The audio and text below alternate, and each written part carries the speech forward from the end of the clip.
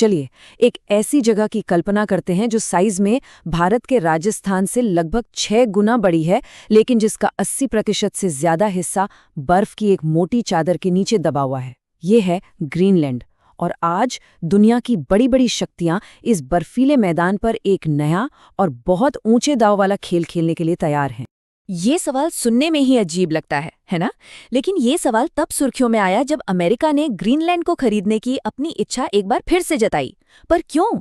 इसका असली कारण बर्फ, जियोपॉलिटिक्स और अरबों खरबों डॉलर के खजाने की कई परतों के नीचे छिपा है।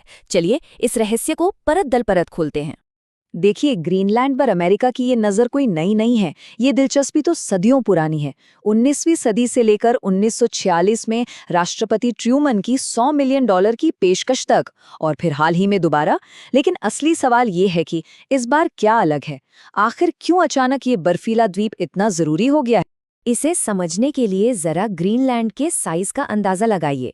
ये दुनिया का सबसे बड़ा द्वीप है, लेकिन आबादी इतनी कम कि एक छोटे फुटबॉल स्टेडियम में ही समा जाए। और यही विशाल, खाली, बर्फीला विस्तार इसे इतना कीमती बनाता है। इस पूरी कहानी का पहला और सबसे अहम चैप्टर लिख रहा है क्लाइमेट चेंज।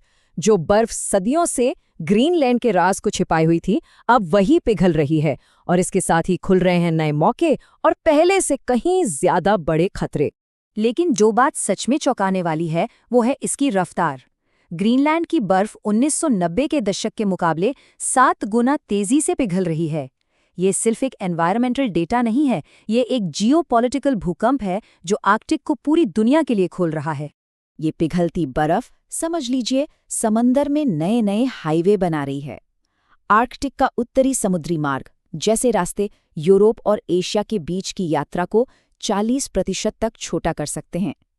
जरा सोचिए, स्वेज नहर जैसे ग्लोबल चोक पॉइंट्स को बाईपास करने का दुनिया के व्यापार पर क्या असर होगा? लेकिन इस पिघलते सिक्के का एक दूसरा और कहीं ज्यादा डरावना पहलू भी है। अगर ग्रीनलैंड की पूरी बर्फ पिघल गई तो दुनिया भर में समुद्र का स्तर 20 फीट तक बढ़ सकता है। ये एक क्लाइमेट टाइम बॉम्ब की तरह है, और इसीलिए ग्रीनलैंड हमारे भविष्य को समझने के लिए दुनिया की सबसे बड़ी लैब बन गया है। पर ग्रीनलैंड की कीमत सिर्फ नए समुद्री रास्तों से कई ज्यादा है। इसकी लोकेशन इसे एक कुदरती मिलिट्री किला बनाती है, जो दुनिया के सबसे ताकतवर देशों पर नजर रखने के लिए एकदम सही जगह है। इसका सबसे बड़ा सबूत है थुले एयरबेस। ये बेस अमेरिका का सबसे उत्तरी निगरानी टावर है, एक खामोश पहरेदार जो आर्कटिक में रूस और उत्तर कोरिया जैसे प्रतिद्वंदियों पर अपनी पैनी नजर रखता है। लेकिन आर्कटिक में ताकत दिखाने के लिए एक खास टूल की जरूरत होती है, आइस ब्रेकर। ये वो जहाज हैं जो मोटी बर्फ तोड़कर रास्ता बनाते हैं। और यहीं पर कहानी में एक बड़ा ट्विस्ट है। रूस के पास 50 से ज्यादा आइस ब्रेकर हैं और अमेरिका के पास सिर्फ 2। ये आइस ब्रेकर गैप इस बर्फीले समंदर में अमेरिका की ताकत को बहुत सीमित कर देता है। और यही बात अमेरिका की सबसे बड़ी चिंता है। पूर्व राष्ट्रपति ट्रंप का ये बयान साफ करता है कि आर्कटिक में रूस और चीन की बढ़ती मौजूदगी को अमेरिका एक सीधे खतरे के तौर पर देखता है, और ग्रीनलैंड उस खतरे का जवाब हो सकता है। अब आते हैं इस कहानी की तीसरी और शायद सबसे आकर्षक परत पर, और वो है पैसा। जी हाँ, इस बर्फ के नीचे एक ऐसा खजाना छिपा है जो दुनिया की टेक्नोलॉजी और इकोनॉमी की दिशा ही बदल सकता है। फिलहाल ग्रीनलैंड की इकोनॉमी बहुत छोटी है और लगभग पूरी तरह मछली पकड़ने पर ही निर्भर है। ये डेनमार्क से मिलने वाली भारी सब्सिडी पर चलती है। ये निर्भरता इसे कमजोर बनाती है और दौलत के नए सोर्स ढूंढने पर मजबूर करती है। तो बर्फ के नीचे ऐसा क्या है? शायद दुनिया का सबसे बड़ा रेयर अर्थ एलिमेंट्स का भंडार। ये वो जादुई मिनरल्स हैं जो हमारे स्मार्टफोन से लेकर इलेक्ट्रिक गाड़ियों और मिसाइल डिफेंस सिस्टम तक हर मॉडर्न चीज को पावर देते हैं। और ये चार्ट पश्चिमी देशों की एक बहुत बड़ी स्ट्रैटेजिक कमजोरी को दिखाता है। आज रेयर अर्थ के 80% ग्लोबल बाजार को चीन कंट्रोल करता है, जो उसे ग्लोबल सप्लाई चेन पर एक जबरदस्त पकड़ देता है। ग्रीनलैंड इस पूरी बाजी को पलट सकता है। हालांकि इस खजाने तक पहुंचना आसान नहीं है। इसके लिए बंदरगाह, सड़कें और खदानें बनाने में लगभग $1 ट्रिलियन के भारी भरकम निवेश की जरूरत होगी। ये एक बहुत बड़ा और महंगा दांव है। तो जब हम इन सभी पहलुओं को एक साथ जोड़ते हैं, पिघलती बर्फ, मिलिट्री ठिकाने और छिपा हुआ खजाना, तो एक साफ तस्वीर उभरती है।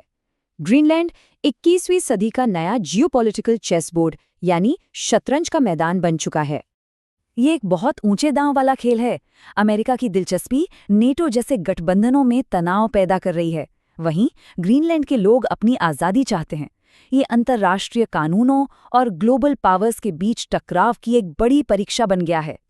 आखिरकार ये कहानी खुद ग्रीनलैंड और उसके लोगों की है। क्या वे बड़ी शक्तियों के इस खेल में महज एक मोहरा बनकर रह जाएंगे, या इस नए आर्कटिक में वे अपनी किस्मत खुद लिख पाएंगे? पूरी दुनिया की नज़रें इसी पर टिकी हैं।